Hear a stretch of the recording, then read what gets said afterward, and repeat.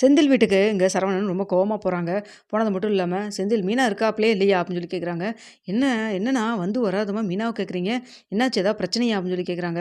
ஆமாம் பிரச்சனை தான். எதுக்கு இப்படிலாம் பண்ணுறாப்புல மீனா அப்படின்னு சொல்லி கேட்குறாங்க. இப்போ மீனா கிச்சன்லேருந்து வராங்க. வாங்க மாமா வந்து உட்காருங்க வாங்க அப்படின்னு சொல்கிறாங்க. இங்கே பாருமா நான் உட்காந்து பேசிட்டு போகிறதுக்காகலாம் வரல. எதுக்கு இப்படி பண்ணேன்னு சொல்லிட்டு நான் கேட்டு போகலாம் தான் வந்தேன் அப்படின்னு சொல்கிறாங்க. என்னாச்சு மாமா சொல்லுங்க அப்படின்னு சொல்லி கேட்குறோம். நான் காலையில் நீ எனக்கு ஃபோன் பண்ணியில்ல. ஆமாம் மாமா அது வந்து எதுக்கு ஃபோன் பண்ணீங்க? ஏதோ வந்துட்டு பேசணும். அதுவும் செந்தில பத்தி ஏதோ பேசணும் அப்படின்னு தானே எனக்கு ஃபோன் பண்ணேன். நானும் உன் பேச்ச நம்பி நான் கோயில்ல போய் உட்காந்து நின்னுட்டு இருந்தா, மண்டை காஞ்சு போய் வந்தேன் பார்த்துக்கோ போ அப்படின்னு சொல்றாங்க. என்னாச்சு அப்படின்னு சொல்லிட்டு செந்தில் கேட்குறாங்க. இதா மயிலுக்கு இவிங்க மறுபடியும் வந்து ஹெல்ப் பண்ண ஆரம்பிச்சிருக்காங்க அப்படின்னு சொல்றாங்க. ஓ! அதுவா? அப்படின்னு சொல்றாங்க. ஓ! அப்போ உனக்கு முன்னாடியே தெரியுமா செந்திலு? அப்படின்னு சொல்லி கேட்குறாங்க. இல்ல நான் அப்படி கிடையாது. அப்ப எல்லாரும் திட்டம் போட்டு தான் வந்துட்டு என் கழுத்த அறுத்துட்டு இருக்கீங்களா? இந்த காலத்துல இப்படிலாம் யார நம்புறது?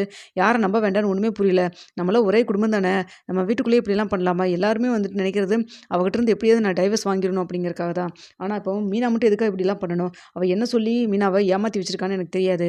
ஆனா வந்துட்டு இனிமேல் இது மாரிலாம் நடக்காம பார்த்துக்கோ. இனிமேல் நீ எதுக்கு ஃபோன் பண்ணினாலும் எனக்கு வரணும்னு தோணுமா?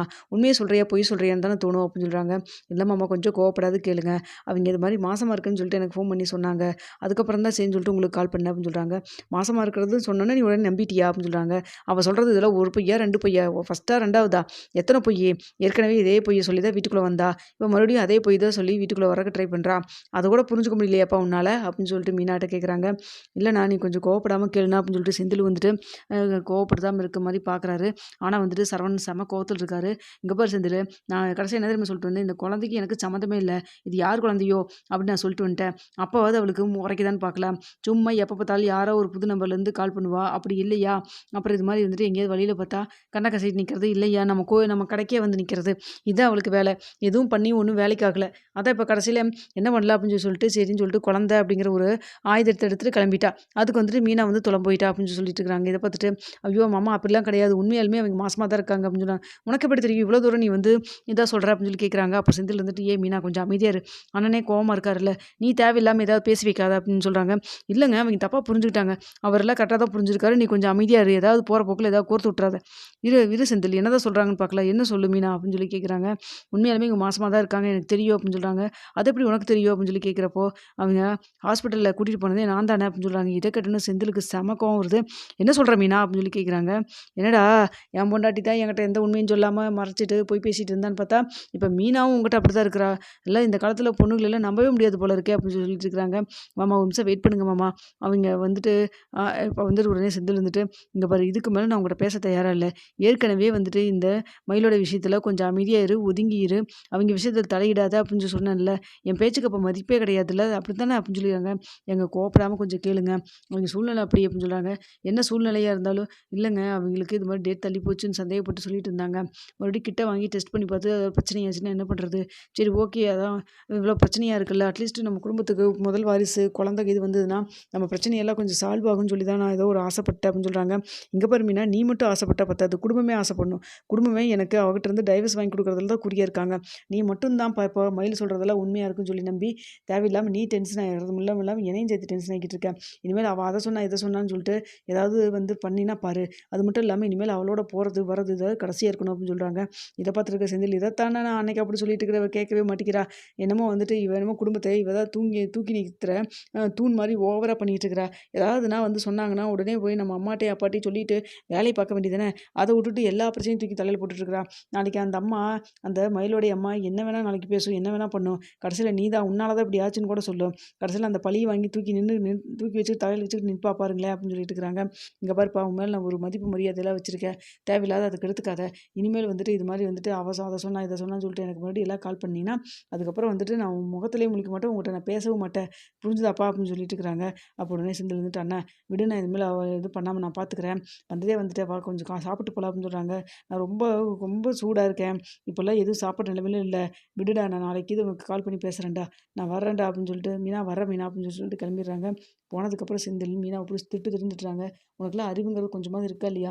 எத்தன தடவ நான் படிச்சு படிச்சு சொன்னேன். அந்த மயிலோட விஷயத்துல தலையிடாத, தேவையில்லாம பிரச்சனை பண்ணாத. இந்த விஷயம் வீட்டுக்கு தெரிஞ்சுதுன்னா அவ்வளோதான். போனா போதுன்னு சொல்லிட்டு உங்கள்ட்ட நான் நீ வந்து அன்னைக்கு வீட்டுக்கு கூட்டிட்டு வந்த விஷயத்தெல்லாம் நான் சொல்லாம இருக்கேன்னு சொல்லி சொன்னேன். ஆனா வந்துட்டு இதெல்லாம் நீ எதுவுமே கேட்கவும் மாட்டேங்கிறீல்ல அப்படின்னு சொல்லி பேசிட்டு இருக்கிறாங்க. அப்ப சரவணன் வந்து பேசிட்டு போறப்போ வந்தப்போ ஃபோன மறந்து வச்சுட்டு போயிடுறாரு. அப்பதான் வந்துட்டு தெரியுது. என்ன சொல்றாங்க அப்படின்னு சொல்லிட்டு அப்ப சொல்றாங்க, "இங்க பாரு அன்னைக்கு ஏதோ வந்து கிணத்து மேட்ல போய் நின்னுக்கிட்டு தப்பான முடிவு எடுக்க போனா. அதனால போய் காப்பாத்த போனேன்" அப்படின்னு சொன்னதெல்லாம் சரிதான் ஓகே. எனக்குமே பாவமா தான் இருந்தது. ஏதோ பண்ணேன் ஓகே. அதனால வந்துட்டு அன்னைக்கே நைட்டே விட்டுருந்தா, மறுபடியும் ஏதாவது தப்பான முடிவு எடுத்துட்டா என்ன பண்றது அப்படிங்கிறதுக்காக வீட்ல ஒரு நாள் தங்க வச்சிருந்தேன். அதெல்லாம் கரெக்ட்டு தான். ஆனா திரும்ப திரும்ப இதுக்கு எது அவங்க பின்னாடி நீ போயிட்டுருக்க? அவங்க எது சொன்னாலும் அது உண்மைன்னு சொல்லி நம்பிட்டு இருக்கிற நீயி. இதோட சரி இனிமேல் அவங்க பின்னாடி போறதோ, அவங்ககிட்ட பேசுறதோ அந்த வேலைய எதுவும் வச்சுக்கக்கூடாது அப்படின்னு சொல்றாங்க. அப்போதான் தெரியுது சரவணனுக்கு, அவன் வந்துட்டு இது மாதிரிலாம் வந்துட்டு தப்பான முடிவு எடுத்துட்டு போயிட்டான்னு சொல்லிட்டு, அவன் எக்கேடுகெட்டு போனாலும் போவேன்னு விட வேண்டியது தானே! அப்படிங்கிற மாரி யோசிக்கிறப்ப தான் வந்துட்டு பின்னாடியே வந்து செந்தில் சொன்னத யோசிச்சு பார்க்குறாரு. ஒருவேளை ஐயோ! ஏதாவது தப்பான முடிவு எடுத்திருந்தா, அப்போ இந்த நம்ம குடும்பமே வந்துட்டு பிரச்சனையில போய் மாட்டியிருக்கும்ல அப்படிங்கிற மாரி யோசிச்சுட்டு, "என்ன மீனா இதெல்லாம் செந்தில் சொல்றதெல்லாம் உண்மையா?" அப்படின்னு சொல்லிட்டு வராரு. "என்ன நீ இங்க என்னன்னா மறுபடியும் திரும்ப ஏய் ஃபோன எங்கேயோ வச்சுட்டு போயிட்டேன்டா, எடுத்து விளான்ட்டு வந்தேன். அப்பதான் நீ பேசுனதெல்லாம் கேட்டேன். வந்தது நல்லதா தான் போச்சு. உண்மையாலுமே அவ வந்துட்டு கிணத்துக்கிட்ட போய் நின்னுட்டு இப்படி தப்பான முடிவு எடுத்திருந்தாளா?" அப்படின்னு சொல்லி கேட்குறாங்க. "ஆமா மாமா. இல்லைன்னா நான் எதுக்கு போய் மயில் அக்காவுக்கு போய் நான் வந்து ஹெல்ப் பண்ண போறேன்? சொல்லுங்க பார்க்கலாம். அன்னைக்கு எதேர்ச்சியா நானும் வந்து ஆட்டோல வரேன். அவங்க அப்பதான் போனாங்க. எங்க எதுக்கு இந்த பக்கமா போறாங்கன்னு சொல்லிட்டு போய் பார்க்குறப்ப தான் தெரிஞ்சுது. இந்நேரம் ஒரு நிமிஷம் நான் லேட்டா போயிருந்தா கூட, அவங்க ஏதாவது முடிவு தப்பா எடுத்திருந்தாங்கன்னா, கடைசில நம்ம குடும்பத்தில எல்லாத்தோடைய தலையும் உருண்டுருக்கும். ஏற்கனவே கேஸ் போயிட்டுருக்கு. இப்ப இவங்க இது மாரி வந்துட்டு ஒரு முடிவு எடுத்திருந்தாங்கன்னா, கண்டிப்பா நம்ம குடும்பத்துக்கு அதுக்கப்புறம் ஒரு நிம்மதிங்கிறது எதுவுமே இல்லாம போயிருந்திருக்கும். இதில என்ன தெரியுமா உங்களுக்கு ஒரு வேடிக்கையான விஷயம்? அவங்கள ஒரு நாள் தங்க வச்சுட்டு அடுத்த நாள் கொண்டு போய் விட்டு வரலான்னு சொல்லிட்டு போனேன். எதுக்கு வந்த? அப்படின்னு சொன்னாங்க. இப்படி நான் வந்து இது மாரிலாம் முடிவு எடுத்துட்டாங்க. உன் பொண்ண பத்திரமா பார்த்துக்கங்கன்னு எங்க அம்மாட்ட சொன்னதுக்கு என்ன தெரியுமா சொன்னாங்க? போய் ஒரு விஷயத்தையும் உருப்படியா பண்ணவே மாட்டியா நீயி? ஏன் போறதே போற போய் சேர்ந்துருந்தீன்னா, இந்நேரம் வந்துட்டு ஏதோ ஒண்ணு போதுமே அந்த பாண்டியன் குடும்பத்து வீட்லயே இருக்கவங்க எல்லாத்தையுமே கண்ல விரல விட்டு ஆட்டியிருப்பனே அப்படிங்கிற மாரி சொன்னாங்க. இதுலேருந்தே தெரிய வேண்டாமா? அவங்க எப்ப பழி வாங்கலான்னு பார்த்துட்டு இருக்காங்க. அதுக்கு தகுந்த மாரி நாம ஏதாவது பண்ணோம்னா, கண்டிப்பா பிரச்சனை பெருசு தான் ஆகும் அப்படின்னு சொல்றாங்க. இப்ப எதுக்கு வந்துட்டு இதெல்லாம் நான் எதுவும் கேட்கல. அவ இருந்தா என்ன? இல்லாட்டி இருந்தா என்ன? ஆனா வந்துட்டு இனிமேல் வந்துட்டு மயிலுக்காக எதுவும் பெருசா வந்துட்டு பழசெல்லாம் நெனச்சு நெனச்சு பார்த்து ஹெல்ப் பண்ற வேலையில வச்சுக்காத அப்படின்னு சொல்லிட்டு கிளம்பிடுறாங்க. என்னதான் சரவணன் சொன்னாரோ, வெளில போனோனே சரவணன் பைக் எடுக்கிறப்போ, இவ இப்படிலாம் வந்து முடிவு எடுத்துட்டு இருக்கிறாளா? அப்படிங்கிற மாரி மனசுக்குள்ள ஒரு மாரி இருக்கு. அது மட்டும் இல்லாம வந்துட்டு, இவளும் போய் வந்துட்டு கூட மீனாவும் போய் வந்து ஸ்கேன் எடுக்க அ டெஸ்ட் பண்ண போயிருக்கேன்னு சொல்லி சொல்றா. அப்போ வந்துட்டு உண்மையாலுமே குழந்தை வயித்துல இருக்குதா? உண்மையாலுமே வந்துட்டு வந்துட்டு நான் தான் அப்பாவ போறேனா? என்ன இது எனக்கு ஒண்ணுமே புரியலையே! நான் அவ பக்கத்துலயே போய் ரொம்ப நாள் ஆச்சே! அப்படிங்கிற மாரி யோசிக்கவும் செய்றாங்க. என்ன ஏதுன்னு ஒண்ணுமே புரியலையே! அன்னைக்கு அப்படிதான் வந்துட்டு அந்த கிட்ல வந்துட்டு காமிச்சது உண்ம. ஆனா வந்து டாக்டர் சொல்றது வந்துட்டு வந்து இல்லைன்னு சொல்லி சொல்றாங்கன்னு சொல்லிட்டு இருந்தா. ஒரு வேளை வந்துட்டு அது உண்மையாலுமே இருந்திருக்குமோ? என்னன்னு தெரியலையே! ஏதோ இது மாரிலாம் கூட நடக்குமா என்ன? அப்படிங்கிற மாரி யோசிச்சுட்டே வீட்டுக்கு போறாங்க.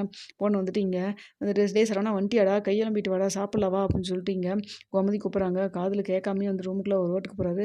"என்ன இவன் மந்திரிச்சு விட்ட மாரி போயிட்டுருக்கான். நம்ம பேசுறதே அவன் காதுலயே விழுகலையா?" அப்படின்னு சொல்லி நெனைக்கிறாங்க.